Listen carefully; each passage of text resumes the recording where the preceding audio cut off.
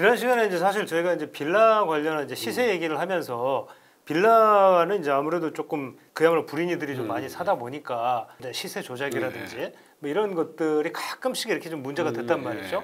근데 이제 저가 주택에 이제 나타나는 문제들이 좀 갭 투자 많죠. 요즘 다시 유행이죠. 그러니까 이제 그런 부분들에 대해서 오늘 좀 한번 짚어보시죠. 가만히 있다 버락거지 됐다. 다시 보는 갭 투자 열풍. 요즘 젊은이들 사이에서 갭 투자 열풍이 다시 분다고 합니다. 이게 보면 지방의 1억 이하 갭 투자들이 싹쓸이하면서 집값이 폭등하는 그런 문제가 벌어지고 있습니다. 가격은 뭐 7,400만 원짜리가 1억 2천만 원이 됐다. 절대 가격은 뭐 그렇게 높지 않지만 프로테이지로 보면 엄청납니다. 대구 매수심리 반토막 속에 달성군의 갭 투자 집중. 울산 동구 갭 투자 늘면서 전세 매물 급증. 갭 투자가 전국에 지금 행행하고 있어요. 근데 갭 투자가 뭐냐? 지난번에 노영우 국토부 장관 후보자 그때 청문회 때 문제가 됐던 게 특공 아파트 갭 투자한 게 아니냐. 뭐 이건 갭 투자라는 게 뭐냐면 기본적으로 전세를 낀 투자를 의미하는 거 아닙니까? 예전에는 사실 다 전세 낀다 이렇게 표현을 했었는데 근데 갭 투자는 전세 꼈다는 정도의 의미가 아니라 소액 단기 투자를 활용해서 레버리지를 활용한다. 수익률 극대화 전략이다. 그러니까 뭐냐면 자 전세하고 매물 차이가 한 뭐 2, 3천 나는 거를 찾아가지고 한 1억 들여가지고 한 5채 산다. 그래서 단기간에 1년 이내에 판다. 이런 걸 보통 갭 투자라고 하죠. 전세가 비율이 엄청나게 높은 그런 그러니까 경우죠. 뭐 80, 90 이런데 보통의 경우 뭐 자기가 집 한 채를 나중에 이사하려고 사둔다 하든지 이런 걸 갭 투자라고 하는 건 아닙니다. 그렇죠. 근데 최근에 이제 미친 집값 수도권 상승률이 뭐 15년 만에 최고라고 하는데 그 주도를 어디서 했느냐 찾아보면 물론 서울도 많이 올랐지만 경기도 안성, 경기 평택 무려 5.95%. 그러니까 왜 이런 일이 벌어졌느냐 분석을 해보면 결국 이게 갭 투자가 집값을 폭등시켰다가 이 지역의 집값을 폭등시킨 거 아니냐는 분석이 가능합니다. 갭 투자의 성지로 떠올랐다고 합니다. 평택이. 이 태평이라고 아파트 이름입니다. 이게, 태평 아파트. 이게 최근 1288세대인데 최근에 실거래 매매가 2억 3,500만 원이 됐습니다.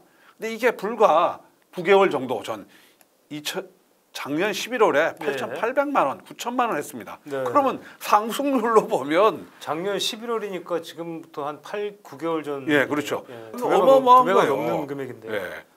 그리고 상반기 평택시의 갭 투자가 731건, 전국 최대라고 합니다. 보시다시피 이게 지금 그 태평의 가격 상승이 이렇게 치솟았습니다. 그리고 여기에 지금 평택의 가격 상승률입니다. 특이한 게 이제 작년 11월, 12월에 갑작스럽게 그렇죠. 올랐다가 조금 주춤하다가 다시 또 오르죠. 6월, 7월 이때 또 갑자기 또 급격하게 또 오르는 약간 그런 국면을 보여주네요.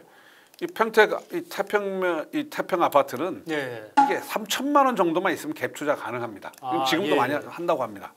그러면 10채를 사도 3억이네요. 그렇죠. 근데 여기에 갭 투자 아무데나 하는 거 아닙니다. 일단 전세가율이 높아야 돼요. 첫 번째 전세가율이 높아야 된다. 그다음에 아파트가 대단지여야 돼요. 둘째 대단지 아파트여야 된다. 황금성이 있고 이거 보면 아시다시피 멀쩡합니다. 그다음에 개발 호재가 있어야 돼요. 이게 삼성전자 평택 캠퍼스로 차로 10분 거리라고 합니다. 또 문제는 공시가 1억 미만이면 취득세 중과세 대상에서 제외가 됩니다. 그러니까 전국에서 여기 보고 몰려들었다고 합니다. 그러면서 단기간에 뭐 한 5, 6개월 사이에 뭐 상승률로 보면 4, 50%, 뭐 1년 사이에 한 100%까지 오른 겁니다. 이런 경우는 뭐 사실 단기간에 양도 차익을 노리고 양도세를 내더라도 뭐 그야말로 그냥 단타로 한 건 한 1,000만 원 벌겠다고 생각하더라고요. 10건을 만약에 한다 그러면은 뭐 그게 1,000만 원짜리가 1억이 될 수도 있는 거니까. 그다음에 군뭉주공 1단지도 비슷한 그겁니다. 거기보다는 덜 올랐는데요. 여기도 평택인가요? 평택입니다. 여기도 보면 작년 10월에 1억 1,000만 원 하던 게 8월 달에 1억 7,500만 원까지 올랐습니다. 뭐 거래량이 쫙 늘어났죠. 자, 여기 보면 이 평택이 그래서 외진 거래가 급증합니다. 이러면서 이제 이 소문이 났죠. 평택에 태평 호재가 있다더라. 이거 전세가율이 한 90% 된다더라. 이거 들어가면 단기 차익이 가능하더라. 그러면서 쫙 몰려왔습니다. 몰려와서 그 외지인들이 사기 시작하면 그 지역 주민들도 이거 사야 되나 보다 하고 사기 시작하죠. 그러면서 단기간에 집값이 폭등합니다. 그리고 전체 뭐 시장을 과열시키죠. 거기만 그러냐? 안성도 그 인근의 안성이죠. 주운 청설 아파트입니다. 2295세대 대단지입니다. 실거래가가 최근 1억 4,500입니다. 이게 작년도 아니에요. 올 2월이에요. 올 2월이네요. 7,200만 원 했어요. 그러니까 거의 한 6개월 사이에 예, 여기도 한 2배 더블 올랐습니다. 그야말로 6개월에 더블이네요. 예. 보시면 이때부터 쭉 올랐는데 보면 아까 말씀드렸죠. 대단지, 높은 전세가율, 호재. 네. 여기 호재는 저희는 잘 모르지만 이 지역에서는 굉장히 관심이 있었다. 네. 평택 부발선이 있습니다. 예, 있죠. 예. 원주 부발을 거쳐가지고 그렇죠. 안성, 평택으로 오는 거. 네. 그러니까 역시 평택의 그 삼성의 캠퍼스 들어오는 거와 맞물려 가지고 아마 호재가 됐던 것 같습니다. 물론 저게 그러니까 일반인들의 시각에서 이게 호재이냐 아니냐는 좀 다른 문제인 것 같습니다. 네. 흔히 얘기하는 이제 선수들끼리는 자기들끼리 치고받고 하는 어떤 그런 또 리그가 있기 때문에 네. 그 리그에서는 또 저게 아까 통했던 말씀하신 거예요. 것처럼 이제 중요한 호재가 될 수 있을 것 그다음에 같아요. 거기 이제 주은 아까 청설의 주은 풍림을 보겠습니다. 예. 여기도 작년 11월에 매매가 9천만 원이 했거든요. 네. 지금 1억 7,800만 원. 예, 역시 이것도 뭐 또 더블이네요. 더블이죠. 물론 이제 뭐 그런 건 있겠습니다. 그러니까 이 가격 자체가 워낙 낮았으니까 그러니까, 예. 사실 저 금액도 1억 9,200만 원짜리가 1억 8천이 됐더라도 예. 아까 보니까 저게 25평쯤 되는 것 같은데 저렴해 보이긴 예. 합니다. 사실. 여기도 보면 이 올라갈 때 예. 외진, 서울 사람들이 합쳐지면서 됩니다. 네. 결국은 뭐냐 그 아파트가 이제 계속 오르려면 누군가 추격 매수를 해야 되지 않습니까? 네. 이 아파트가 좋은 점 얘기를 해줘야 되고 투자 가치가 있다는 거예요. 이거 일종의 부동산 작전 아니냐 이런 얘기도 나옵니다. 자, 이 갭 투자가 뭐 언제 유행하신 건 아시죠? 저도 쭉 자료를 찾아보니까 2016년에 나는 갭 투자로 300채 집주인이 되었다. 이런 책이 그때 히트를 쳤던 모양이에요. 이분이 해가지고 단돈 1,000만 원으로 부자 되는 법을 공개했다. 솔깃하지 않습니까? 예. 근데 이 양반도 필자에게 쓰레기 같은 아파트를 5채나 팔아 먹은 놈을 만났다. 그러니까 뭐냐면 갭 투자에서 다 성공한 놈은 아니다라는 것도 강조하셨더라고요. 예. 이 2016년 이후에 젊은 층을 중심으로 갭 투자 바람이 상당히 분 모양이더라고요. 근데 사실 이제 이 갭 투자라고 하는 게 아까 이제 말씀하셨지만 사실 양도세 부담이 사실 적지 않습니다. 네. 예, 적지 않기 때문에 그러니까 지금은 뭐 다주택 아까 이제 말씀하신 것처럼 그러니까 종부세 문제라든지 이런 것도 걸려 있어서 자칫 잘못했다가는 뭐 그야말로 쪽박차기 딱 쉬운. 예. 그리고 이거 작년에 났던 건데 갭 투자 4년 만에 벤처로 갈아탔다.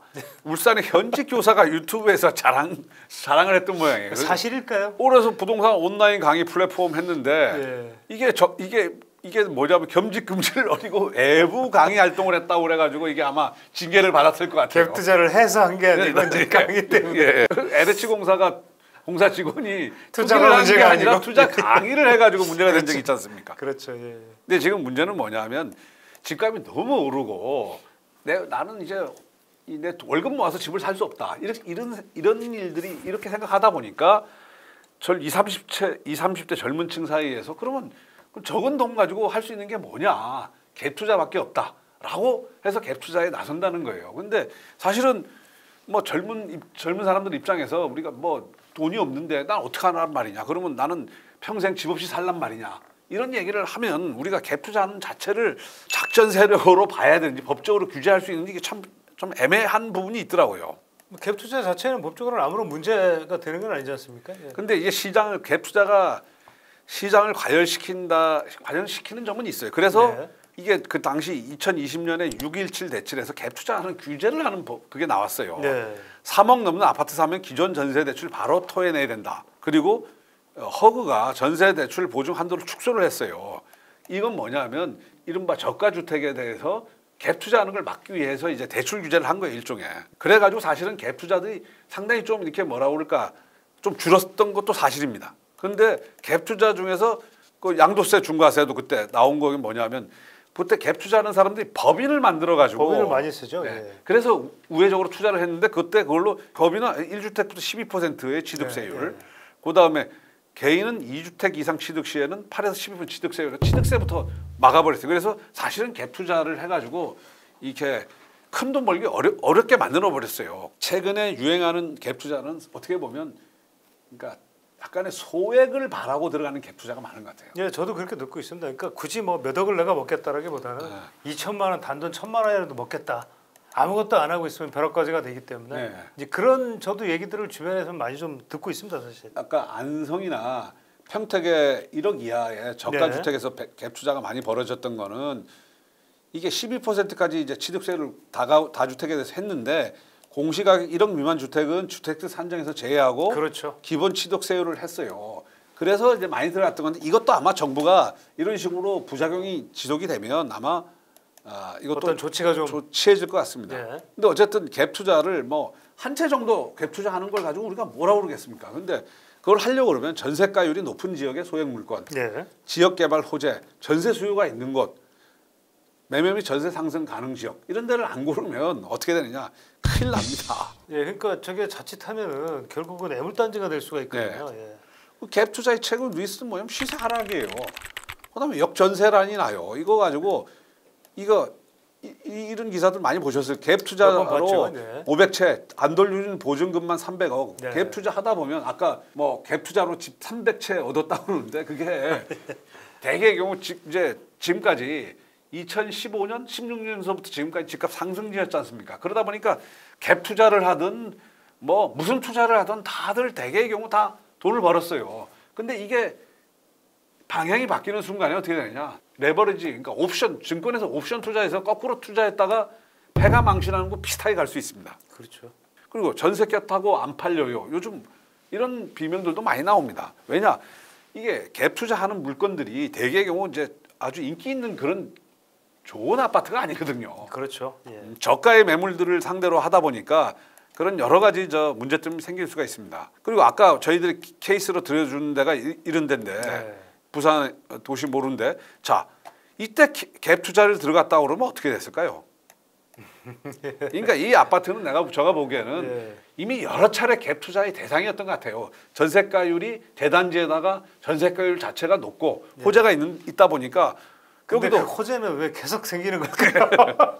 아까 했죠 군문 주공 2단지 같은 경우도 예. 이때 들어갔으면 돈을 벌었겠죠. 그렇죠. 근데 이때도 아마 제가 보기엔 갭 투자로 많이 들어갔을 거예요. 근데 예. 이렇게 됐어요. 예. 이때 들어가신 분들은 이 집 여기 300채 샀으면 파산합니다. 그러니까 이제 결국 갭 투자라는 거는 이제 아까 현지 지역인들보다는 네. 외지인들이 결국은 들어와서 가격을 올려놓고 네. 그렇게 하면 자기 치고 빠지는 거예요. 예, 빠지는 순간 외지인들이 매물을 이제 쏟아내고 떠나는 순간에는 이거 누가 받아줘야 되는데 네. 그 매물을 받아줄 사람들이 없기 때문에 결국은 다시 원위치 백도어 백도어를 하는 이제 네. 그런 상황이 벌어질 수 있다. 아까 이제 두 네. 아파트들이 아주 대표적인 네. 사례인 것 같습니다.